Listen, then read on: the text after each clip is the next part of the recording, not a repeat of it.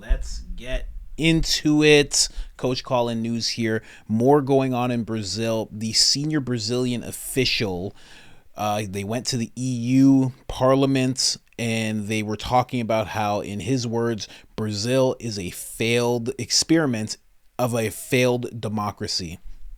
He goes into what's going on in Brazil. He's trying to raise awareness of what's happening to the journalists. He's telling his own story, and he is pretty positive that the fact that he is saying everything that he's saying at EU, he's going to go back home to Brazil and he's going to be arrested. So it's an interesting time. So I'm going to show you that, and then I'm going to show you what a Supreme Court judge looks like when he decides to stand against what's been going on. That's chilling to see as well. And then I'm going to show you a quote that is very, very, very similar to the leaders in place today. And it's said by the man himself, Alexander de Moraes, the Dr. Evil looking gentleman, the man who is said to be at the helm of this dictatorship or steering Brazil towards a dictatorship. So let's start with this first clip. Let's get into it. Throughout the history of humanity, we set in place devices and institutions with one goal in mind: to make sure that a tyranny will not happen again. Am I right? But tyranny is like a virus. They always find a way to adapt and use whatever was put in place to make sure it goes to power again. And they are learning how to do that even with our institutions, with Supreme Court, judiciary, parliament, executive, everything. They were able to find a way. They adapted again. Brazil is today maybe the battleground for this new kind of dictatorship, a dictatorship that identifies as a democracy. Because nowadays, nothing is what it really is. It's what it identifies as. This is the crazy world we're living in. We call it a trans democracy, a dictatorship that identifies as a democracy. Brazil is today an experiment. It's a laboratory of how to implement a dictatorship disguised as a free country, as a democracy. And if it succeeds in Brazil, make no mistake, it will succeed everywhere else in the world. I see that in many other countries, they are already trying and they are already experimenting what is happening in Brazil. And Brazil is one of the biggest countries in the world. It is the biggest country in Latin America. It is the biggest Christian country in Latin America. I cannot let my country, the country of my children, of our children, become a dictatorship without a fight.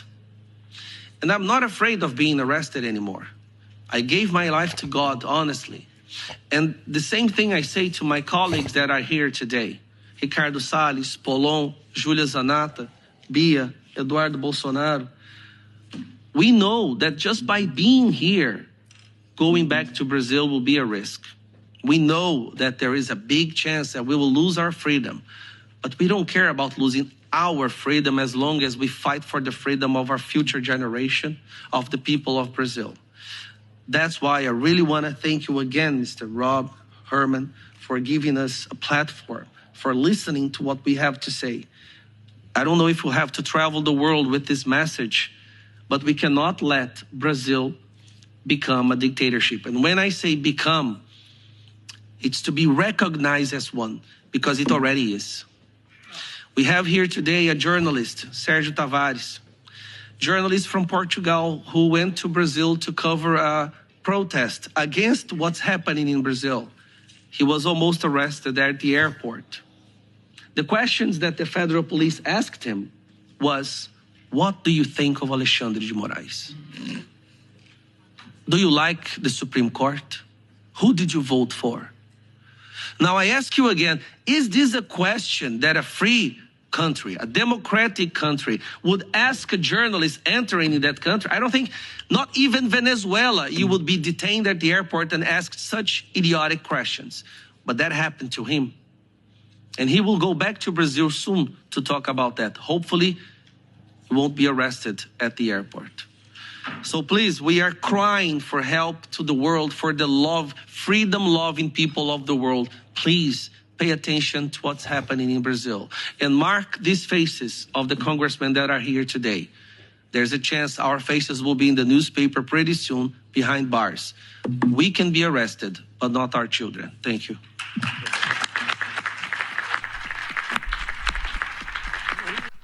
Man, this is getting serious. A lot of these guys are not okay with, but are not afraid to be arrested. They understand that they'll be arrested.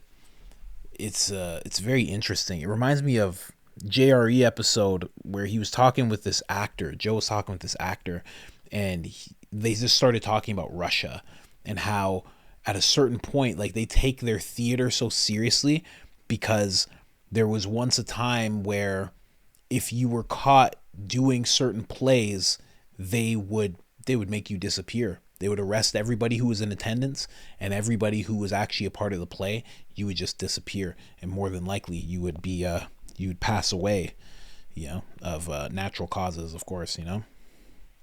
Wild. When he talks about countries experimenting, right away what comes to mind is Canada. Canada is definitely experimenting with this type of thing.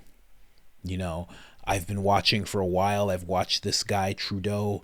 He will have like a surprise election. For some reason, it's a thing in Canada where you can just have a surprise election. You're like, I'm doing it now. So he can wait until he's ahead in the polls and then be like, now, doing it. We got to do it now. And then win. He can align himself with another party to make sure they have enough. I believe it was so they can have enough seats. And then it's pretty much a two-party system at that point, for the most part. And the next thing you know, he wins again. Like, they're very much experimenting with it. And then I would say the Democrats. And listen, I get it. There's Republicans that are sleazy politicians like anybody, obviously. But I see the people in power right now are doing things to make sure that they stay in power. And no one can deny it. I know there's so many people who are like, he's a criminal. Trump's a criminal. You don't understand. Did you see Trump University? I get it. You're not educated on the subject. I'm a little biased, of course. I got Trump shirts all around me. But you're not educated on the subject if you actually think that he's a criminal. He is only going through this because he's running for president. And that is showing that there is a party right now that is willing to prosecute a political opponent. That is experimenting with what this gentleman was just talking about. When I was talking about this gentleman here, he decided to, let's just read this. Elon Musk must know that the last time a member of the Brazilian Federal Supreme Court made a decision in favor of the Constitution that is made up in favoring someone from the right, that person disappeared for a few weeks, and then when he made a public appearance, his face was all bruised. At the time, Diaz, can't even say that name, Truffolo, said it was a fall in the bathroom, something that anyone can see the marks from, ironically. Yeah. So that's what happened last time somebody stood up. These gentlemen, it's getting very, very serious around there. That, like, those are scars. And that's because, and again, to put it in, and this person tried to put it in perspective for all of us, he favored the Republicans, basically. He did something in favor of the right. And it's a very radical left society, not society, but government right now in Brazil. And he disappeared for a few weeks and popped up like that.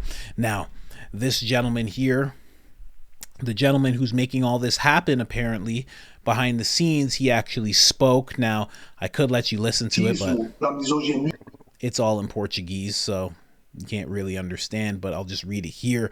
I am absolutely convinced, and this is very, very, very much, this reminds me of Canada. This reminds me of things Biden has said. This reminds me of things that AOC has said. Listen, I'm absolutely convinced that the Supreme Federal Court, the Brazilian population, the righteous people that know freedom of speech is not freedom of aggression, racism, misogyny, homophobia, aliens have come to learn and have gained knowledge of courage and seriousness of Brazil's judiciary. Sorry, I'm saying that word wrong. But what I want to focus on is the fact that they're making sure to say freedom of speech is not freedom of aggression. So yeah, you have freedom of speech, but you can't be aggressive. You can't be racist. You can't be misogynistic. You can't be homophobic. They're giving all the same labels. You notice all of these radical left parties throughout the world, they all focus on these things. Listen, I don't know if this guy knows who Saul Alinsky is, but this is right from that playbook. This playbook, and I'm sure it comes from Stalin and Marx, and it's just a playbook where it's like, listen, you got freedom of speech, but you can't be aggressive. Well, what's being aggressive? Well, I mean, standing up to what we have to say. I mean, trying to stop us from doing what we're doing. And then where's the racism? Well, you're like, we're just going to brand you as racist because we got to get the black population on our side. We're going to brand you as misogynistic because we got to get the woman population on our side. And we're going to brand you as homophobic because we got to get the LGBTQ people of our land on our side as well. And nobody wants to stand with somebody. Of course, this is a regular tactic. No one wants to stand beside somebody who's aggressive, racist, misogynistic, homophobic. No one wants to stand next to that person. I want freedom of speech, but I don't want people to have freedom to be all those things. And because you don't want someone to have the freedom to be all those things, you allow a man like this to slowly take away your freedom of speech. And as he takes away your freedom of speech, he takes away your freedom. It's very interesting, man. Very interesting what's going on in Brazil, and it's happening in real time. The ex-employees have not yet been arrested, if you were wondering, because that's a thing that's happening. And eventually, I'm hoping Elon Musk is going to do a data dump, and he's going to basically do a Twitter files on Brazil, just showing everything that Brazil has been trying to do through Twitter and trying to get them to silence people and censor people and all that it's done so far. So I can't wait to see that. Definitely pray for the people in Brazil. I saw someone in my comment section talking about how there's thousands of political prisoners right now in Brazil. Thousands of people who just stand up, who said, we're not going to take it anymore. We're going to stand up to these things. And they get locked up. And it's kind of indefinite. Absolutely. I was about to say, imagine everybody in J6 got arrested and thrown in jail for a bunch of years, but they did. So never mind. Ah, man. But it's worse than that because these people are just saying things. But again, I bring it up because steps behind, you can't see something like this and be like, we're miles behind this. Just a few steps behind. Anyways, guys, pray for Brazil. Anybody from Brazil, if there's anybody in Brazil right now, man, I want to do an interview. Let me know. That's what this channel is about. I want to start doing interviews. I want to start doing different types of content. And I would love to hear about what you're feeling, boots on the ground, a regular person having to walk around, like what has changed, what is feeling dark and oppressive. Like, let me know. If anybody from Brazil wants to reach out, let's do it, because even if I interview you and you can only speak Portuguese, I have an AI program that I'm going to be rolling out where I'll actually be translating my voice to Portuguese and I'll be able to transfer yours to English. So let me know in the comments. I'm out.